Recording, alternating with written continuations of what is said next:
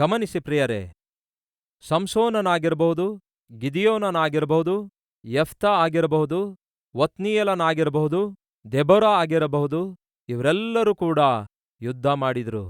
ಫಿಲಿಷ್ಟಿಯರು ಎಂಬ ಶತ್ರುಗಳ ವಿರುದ್ಧ ಯುದ್ಧ ಮಾಡಿ ತಮ್ಮ ದೇಶವನ್ನು ಕಾಪಾಡಿಕೊಂಡ್ರು. ಆದರೆ ಸಮುವೇಲನು ಯುದ್ಧ ಮಾಡಲಿಲ್ಲ. ಮತ್ತೇನ್ ಮಾಡಿದನು? ಪ್ರಾರ್ಥನೆ ಮಾಡಿದನು.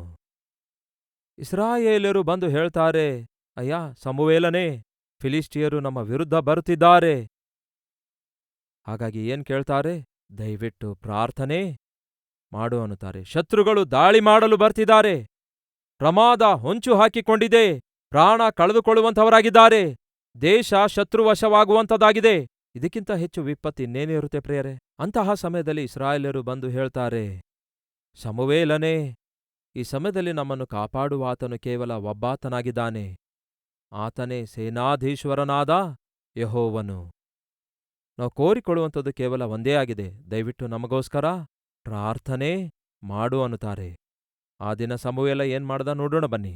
ನಮ್ಮ ದೇವರಾದ ಯೆಹೋವನು ನಮ್ಮನ್ನು ಫಿಲಿಷ್ಟಿಯರ ಕೈಯಿಂದ ತಪ್ಪಿಸಿ ರಕ್ಷಿಸುವ ಹಾಗೆ ನೀನು ನಮಗೋಸ್ಕರ ಆತನಿಗೆ ಮೊರೆಯಿಡು, ಸುಮ್ಮನಿರಬೇಡ ಅಂದರು. ಆಗ ಸಮುವೇಲನು ಹಾಲು ಕುಡಿಯುವ ಕುರಿಮರಿಯನ್ನು ತಂದು ಯೆಹೋವನಿಗೆ ಸರ್ವಾಂಗ ಹೋಮವನ್ನು ಅರ್ಪಿಸಿ ಇಸ್ರಾಯೇಲರಿಗೋಸ್ಕರ ಮೊರೆಯಿಡಲು ಆತನು ಸದುತ್ತರ ದಯಪಾಲಿಸಿದನು, ಅಂಗೀಕರಿಸಿದನು. ಸಮುವೇಲನು ಯಜ್ಞವನ್ನರ್ಪಿಸುವ ವೇಳೆಯಲ್ಲಿ ಫಿಲಿಷ್ಟಿಯರು ಯುದ್ಧಕ್ಕೋಸ್ಕರ ಇಸ್ರಾಯೇಲ್ಯರ ಸಮೀಪಕ್ಕೆ ಬಂದರು. ಆಗ ಯೆಹೋವನು ಆ ಫಿಲಿಷ್ಟಿಯರ ಮೇಲೆ ದೊಡ್ಡ ಗುಡುಗು ಮಿಂಚನ್ನು ಬರಮಾಡಿ ಅವರನ್ನು ಕಳವಳಗೊಳಿಸಲು ಅವರು ಇಸ್ರಾಯೇಲ್ಯರಿಂದ ಏನಾದ್ರಂತೆ? ಸೋತು ಹೋದರಂತೆ ಪ್ರಿಯರೇ. ಅದ್ಭುತ ನಡೆದಿತ್ತು, ಅದು ಪ್ರಾರ್ಥನೆಯ ಫಲಿತವಾಗಿ. ಸಹೋದರ ಸಹೋದರಿಯರೇ, ನಿಮ್ಮ ಜೀವಿತದಲ್ಲಿ ಯಾವುದಾದರೂ ನಿಮ್ಮ ವಿರುದ್ಧ ಬರ್ತಾ ಇದೆಯಾ? ಯಾವುದಾದರೂ ಪ್ರಮಾದ ಹೊಂಚು ಹಾಕಿಕೊಂಡಿದೆಯಾ? ಯಾವುದಾದರೂ ಅಪಾಯ ಬರಲಿಕ್ಕಿದೆ ಎಂದು ನಿಮಗೆ ಅನಿಸುತ್ತಾ ಇದೆಯಾ? ನಿಮಗಿಂತಲೂ ನಿಮ್ಮ ಸುತ್ತಲಿರುವಂಥವರು ಇಲ್ಲವೇ ನಿಮ್ಮನ್ನು ವಿರೋಧಿಸುವ ಶತ್ರುಗಳು ಬಹು ಬಲಿಷ್ಠರಾಗಿದ್ದಾರೋ? ನಿಮ್ಮ ಜೀವಿತದಲ್ಲಿ ಏನಾದರೂ ಬೆನ್ನಟ್ಟುತ್ತಾ ಇದೆಯೋ? ಅದು ಆರ್ಥಿಕ ಸಮಸ್ಯೆ ಆಗಿರ್ಬೋದು, ಅನಾರೋಗ್ಯ ಸಮಸ್ಯೆ ಆಗಿರ್ಬೋದು, ಸಾಲದ ಸಮಸ್ಯೆ ಆಗಿರಬಹುದು, ಇಲ್ಲವೇ ಯಾವುದೇ ನಿಮ್ಮನ್ನು ಬೆನ್ನಟ್ಟುತ್ತಿರಬಹುದು. ಯಾವುದಕ್ಕೇ ಆಗಲಿ ನೀವು ಭಯಪಡ್ತಿರ್ಬೋದು. ಅದು ನಿಮ್ಮ ಜೀವಿತ ಕದಲಿಸಲಾರದೇ ಇರಬೇಕಾದ್ರೆ ದೇವರು ನಿಮಗೆ ಒಂದು ಅದ್ಭುತವಾದ ಆಯುಧ ಕೊಟ್ಟಿದ್ದಾರೆ. ಯಾವುದು ಗೊತ್ತಾ? ಹೇಳ್ತೇನೆ ಕೇಳಿ. ಪ್ರಾರ್ಥನೆ. ಸಮುವೇಲನೇ, ಪ್ರಮಾದ ಹೊಂಚು ಹಾಕಿಕೊಂಡಿದೆ. ಶತ್ರುಗಳು ಅಕಸ್ಮಾತ್ತಾಗಿ ದಾಳಿ ಮಾಡಲು ಬರ್ತಿದ್ದಾರೆ. ಇದಕ್ಕಿಂತಲೂ ಹೆಚ್ಚು ಪ್ರಮಾದಕರವಾದ ಗಳಿಗೆ ಮತ್ತೊಂದಿಲ್ಲ. ಈ ಪ್ರಮಾದದಿಂದ, ಅಪಾಯದಿಂದ ತಪ್ಪಿಸಬಲ್ಲಾತನು ಕೇವಲ ಒಬ್ಬಾತನೇ, ಜೀವವುಳ್ಳಂತಹ ದೇವರು. ದಯವಿಟ್ಟು ಪ್ರಾರ್ಥನೆ ಮಾಡುವಿಯಾ ಅಂದಾಗ ಸಮುವೇಲ ಮಾತು ಕೊಡ್ತಾನೆ, ಹೌದು ಪ್ರಾರ್ಥಿಸ್ತೇನೆಂದು. ಸಮುವೇಲನು ಪ್ರಾರ್ಥನೆ ಮಾಡಿದ.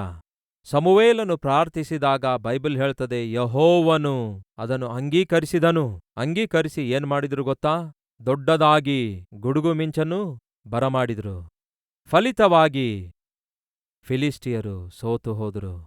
ನಿಮಗೆ ವಿರುದ್ಧವಾಗಿ ನಿಲ್ಲುವಂತಹ ಸೈನ್ಯವನ್ನು, ನಿಮಗೆ ವಿರುದ್ಧವಾಗಿ ನಿಲ್ಲುವಂತಹ ಪರಿಸ್ಥಿತಿಗಳನ್ನು, ನಿಮಗೆ ವಿರುದ್ಧವಾಗಿ ನಿಲ್ಲುವಂತಹ ಪ್ರಜೆಗಳನ್ನು ನನ್ನ ದೇವರು ಸೋಲಿಸಬಲ್ಲರು.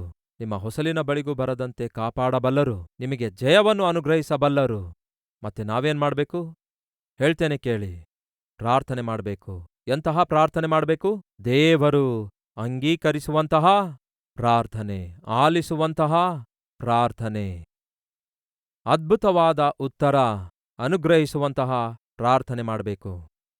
4 ಅಂಶಗಳಿವೆ ಸಮುವೇಲನ ಜೀವಿತ ಅರ್ಥ ಆಗುವುದಕ್ಕಾಗಿ. ಏನೆಂದು ಹೇಳ್ತೇನೆ ಕೇಳಿ. ಅವನ ಜನನ ಪ್ರತ್ಯೇಕವಾಗಿತ್ತು. ಅವನ ಪೋಷಣೆ ಪವಿತ್ರವಾಗಿತ್ತು. ಅವನ ಕರೆ ಪರಮಾರ್ಥವುಳ್ಳದಾಗಿತ್ತು. ಪ್ರಾರ್ಥನೆ ಫಲ ತಂದಿತ್ತು. ಗಮನ ಕೊಟ್ಟು ಕೇಳಿರಿ ಪ್ರಿಯ ಸಹೋದರ ಸಹೋದರಿಯರೇ. ನಿಮ್ಮ ಜೀವಿತದಲ್ಲಿ ತಾಳಿಕೊಳ್ಳಲಾರದಂತಹ ಪರಿಸ್ಥಿತಿ ಏನಾದ್ರೂ ಬರುವಾಗ ನೀವು ಮಾಡಬೇಕಾದದ್ದೆಲ್ಲ ಒಂದೇ. ನೇರವಾಗಿ ದೇವರ ಬಳಿಗೆ ಹೋಗಿ ಕಣ್ಣೀರಿನಿಂದ ನಿಮ್ಮ ಬಾಧೆನೆಲ್ಲ ಹೇಳ್ಕೊಳ್ಳಿರಿ. ಆ ಪರಿಸ್ಥಿತಿ ಎಷ್ಟೇ ತೀವ್ರವುಳ್ಳದಾಗಿದ್ರೂ ಸಹ, ಎಷ್ಟೇ ಕಠಿಣವಾಗಿದ್ದರೂ, ಎಷ್ಟೇ ಕಷ್ಟಕರವಾಗಿದ್ದರೂ ದೇವರು ಉತ್ತರ ಕೊಡಬಲ್ಲರು ಎಂದು ಮರೆಯಬೇಡಿರಿ. ಸಮಸ್ಯೆ ಎಷ್ಟೇ ತೀವ್ರವಾಗಿದ್ದರೂ, ಶತ್ರು ಎಷ್ಟೇ ಬಲಿಷ್ಠನಾಗಿದ್ದರೂ, ಸಹೋದರ ಸಹೋದರಿಯರೇ, ನೀವು ಪ್ರಾರ್ಥಿಸಿದ್ರೆ ಸಾಕು, ದೇವರು ಉತ್ತರಿಸುತ್ತಾರೆ, ಉತ್ತರಿಸುತ್ತಾರೆ, ಉತ್ತರಿಸುತ್ತಾರೆ. ಬನ್ನಿ ಹಾಗಾದರೆ ಪ್ರಾರ್ಥಿಸೋಣ.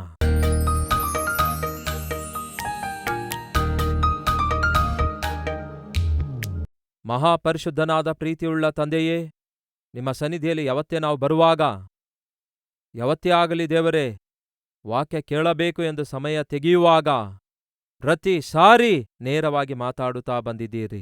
ಈ ದಿನವೂ ಕೂಡ ನಮ್ಮೊಂದಿಗೆ ಮಾತಾಡಿದ್ದೀರಿ. ಯೆಶಯ್ಯ, ನಮ್ಮ ಜೀವಿತದಲ್ಲಿ ನಮ್ಮ ಶಕ್ತಿಗೆ ಮೀರಿದಂತಹ ಸಮಸ್ಯೆ ಬಂದಾಗ, ನಮ್ಮ ಸಾಮರ್ಥ್ಯಕ್ಕೆ ನಮ್ಮ ಶಕ್ತಿಗೆ ಮೀರಿದಂತಹ ಶತ್ರುಗಳು ಧಾವಿಸಿದಾಗ, ಇಲ್ಲವೇ ನಮ್ಮ ವಿರುದ್ಧ ಎದ್ದೇಳುತ್ತಿರುವಾಗ, ಪರಿಸ್ಥಿತಿಗಳು ದೇವರೇ ನಮಗೆ ಅನಾನುಕೂಲವಾಗಿ ತಯಾರಾಗುತ್ತಿರುವಾಗ ಪ್ರಾರ್ಥನೆ ಮಾಡಿದ್ರೆ ಸಾಕು, ಫಲಿತಾಂಶ ನಾವು ನೋಡುತ್ತೇವೆ. ಆ ದಿನ ಸಮುವೇಲನು ಮಾಡಿದ ಪ್ರಾರ್ಥನೆ ಫಲಿತಾಂಶವನ್ನು ತಂದಿತು. ಈ ದಿನ ನಾವು ಕೂಡ ಮಾಡ್ತಿರುವ ಪ್ರಾರ್ಥನೆ ಫಲಿತಾಂಶವನ್ನು ತರಬೇಕು. ದೇವರೇ, ಫಲಿತಾಂಶವನ್ನು ತರಬೇಕು. ನಮ್ಮ ಪ್ರಾಣಾತ್ಮ ಶರೀರಗಳಲ್ಲಿ ಸಂಪೂರ್ಣ ಬಲವನ್ನು, ಶಕ್ತಿಯನ್ನು ದೇವರೇ ಈ ಪ್ರಾರ್ಥನೆಯ ಮೂಲಕ ನಾವು ಹೊಂದಿಕೊಳ್ಳಬೇಕು. ಯಾರ್ಯಾರು ದೇವರೇ ಉದ್ಯೋಗವಿಲ್ಲದೆ, ಆರೋಗ್ಯ ಸರಿಯಾಗಿಲ್ಲದೆ, ಇನ್ನೂ ವಿವಾಹವಾಗದೆ, ಮಕ್ಕಳಿಲ್ಲದೆ, ಮನೆಯಿಲ್ಲದೆ, ಯಾವ ಸಮಸ್ಯೆ ಹಾದು ಹೋಗ್ತಿದ್ದಾರೋ ಅವರೆಲ್ಲರಿಗೂ ದೇವರೇ ಅವರು ಮಾಡುತ್ತಿರುವ ಪ್ರಾರ್ಥನೆ ಫಲಿತಾಂಶ ತರಬೇಕು. ಅಂತಹ ಕೃಪೆಯನ್ನು ದಯಪಾಲಿಸಿರಿ.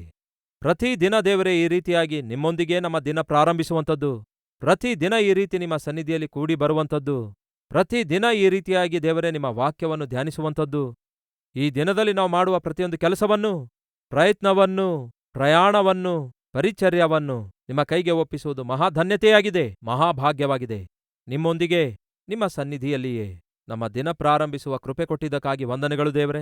ನಿಮಗೆ ಮಹಿಮೆ, ಘನತೆ, ಪ್ರಭಾವಗಳನ್ನು ಸಲ್ಲಿಸುತ್ತಾ ದೀನಸೇವಕನಾದ ನನ್ನನ್ನು ಕನಿಕರಿಸಿರೆಂದು ನಿಮ್ಮ ಚಿತ್ತಾನುಸಾರವಾದ ಸೇವಕನನ್ನಾಗಿ ಕೊನೆ ಉಸಿರಿನವರೆಗೂ ದೇವರೇ ನಡೆಸಿರಿ ಎಂದು ಯೇಸುವಿನ ನಾಮದಲ್ಲಿ ಬೇಡಿ ಹೊಂದಿದ್ದೇವೆ ತಂದೆಯೇ, ಆಮೇನ್.